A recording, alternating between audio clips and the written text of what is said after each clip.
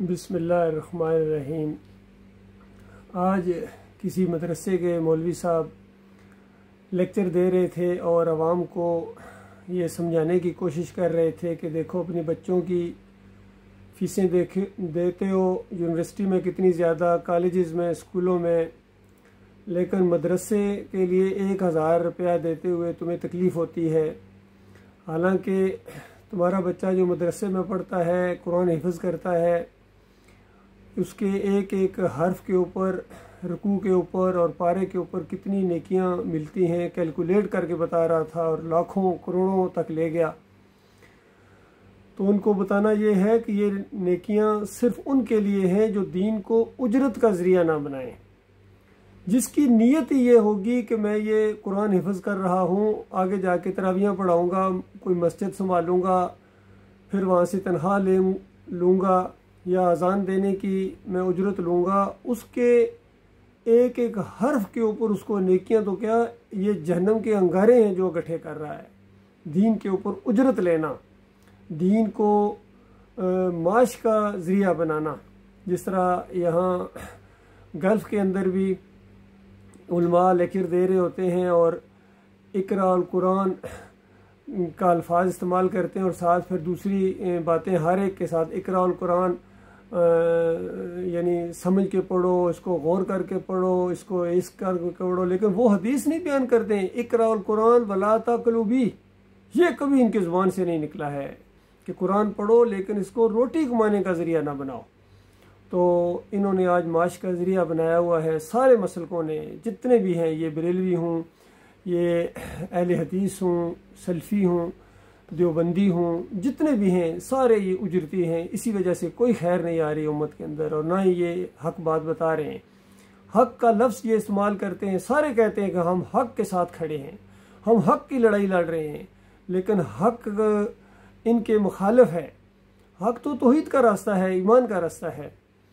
दूसरा बयान मैंने सुना, ये किसी कब्रिस्तान के ऊपर कोई जनरल साहब हैं, वो वर्दी के अंदर तकरीर भी कर रहे थे और दफन के बाद लोगों को बता रहे थे कि ये साहब हैं जो मेरी रेजिमेंट के हैं और इनके बेटे ने जामे शहादत नोश किया है, ये मुबारक कब्रिस्तान है। फिर अपने भाई का भी उन्होंने जिक्र किया कि मेरे भाई भी मेजर थे, वो भी शहीद हुए हैं, उनके भी बच्चे हैं छोटे छोटे।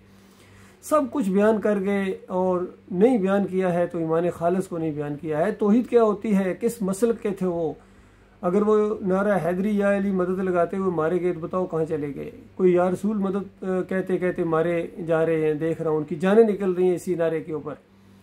तो बताओ ये जो शहादत का रुतबा है ये तो खालिस ईमान के साथ है। अल्लाह की तौहीद को बुलंद करने के लिए या अल्लाह की तौहीद की हफाजत करने के लिए, किसी मसलक से उसका कोई तल्लक ना हो, शिर्क के साथ उसकी दुश्मनी हो, दुनिया के अंदर शिर्क का मुखालिफ रहा हो, और अब अगर वो ईमान को गालिब करते हुए उसकी जान चली जाए तो ऐसे लोग शहीद होते हैं। क्यों कौम को धोखा दे रहे हो, अपने आप को धोखा दे रहे हो और अकीदे ईमान की बात करते ही नहीं है। गोया इनकी फ़ाइल के अंदर ही ईमान और अकीदे की बात नहीं है। यकीन कीजिए कभी मैंने किसी बड़े लेवल के ऊपर कोई आलिम दीन को इस अंदाज से कहते हुए नहीं सुना कि पाकिस्तान के अंदर ये मज़ार नहीं होने चाहिए, उर्स नहीं होने चाहिए, मेले नहीं होने चाहिए, पीरी मुरीदी नहीं होनी चाहिए, जमहूरियत का मुशरकाना निज़ाम नहीं होना चाहिए।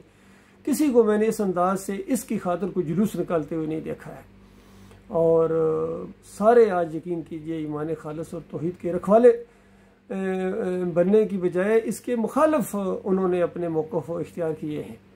ये कौम के साथ बहुत बड़ी दुश्मनी है, कौम के साथ बहुत बड़ा फ्रॉड है और जो मरता जा रहा है शिर्क के ऊपर याद रखना आग में। उगरकू उदखिलू नारा कौम नूह के लिए कहा गया था, उधर पानी में डुबकियां खा के मरे हैं, उधर आग में चले गए। जुर्म क्या था? सूरह नूह पढ़ो और बुखारी की वो रवायत पढ़ो जिसमें नबी अलैहिस्सलाम फरमाते हैं ये जो सूरह नूह के अंदर 5 नाम आए हैं, वद, सुआ, यऊस, यऊक और नसर, ये 5 औलिया अल्लाह थे, नेक लोग थे, सालिहीन थे कौम के, और कौम इनको पूज रही थी, पुकार रही थी, इनकी कब्रों के साथ वाबस्ता हो गए थे। और नूह अलैहिस्सलाम 950 साल उनको समझाते रहे, देखो ये इनके रास्ते पर चलो, इनको पूजना पुकारना शिर्क है। तो देखो पहली मुशरिक कौम जो गुजरी है वो पंच तन पाक की पुजारी, और आखिरी कौम देखिए ये भी पंच तन पाक का नाम लेके इस तरह पूजती है, पुकारती है। कोई लब्बैक या रसूल के नारे लगा रहा है, कोई लब्बैक या हुसैन के नारे लगा रहा है, कोई लब्बैक या अब्बास के नारे लगा रहा है और इस अंदाज से कोई इमाम ज़ामन बांध रहा है, कोई तावीज़ पहने हुए मारा जा रहा है।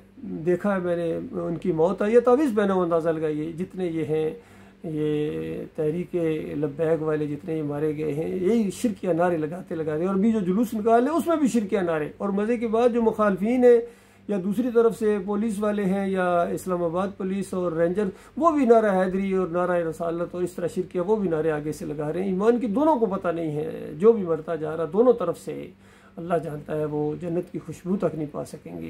ये बहुत ही खैरख्वाही के साथ ये पैगाम दिया जा रहा है। मैं आपका भाई हूँ, मैं कोई मौलवी नहीं हूँ, पीर नहीं हूँ, मैं 7 पंजाब रेजिमेंट का अफसर हूँ अल्हम्दुलिल्लाह। और यही बात मैंने आज से 38 साल पहले अपनी यूनिट में भी, जहाँ ये नारा था दम दम अली अली नारा हैदरी, उनको मना किया, देखो ये शिरक है, ये शिरक की चीज़ है।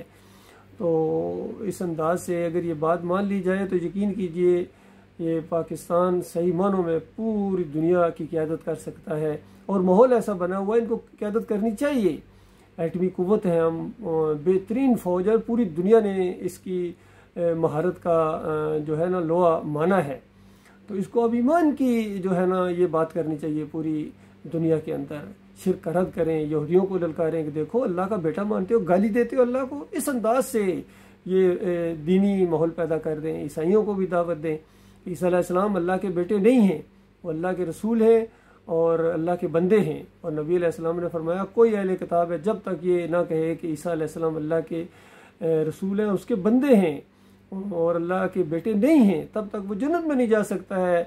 ताकि अगर ला इलाहा इल्लल्लाह मुहम्मद रसूलुल्लाह भी पढ़ता है तब भी वो जन्नत नहीं जा सकता जब तक अपने शिरक को नहीं छोड़ेगा।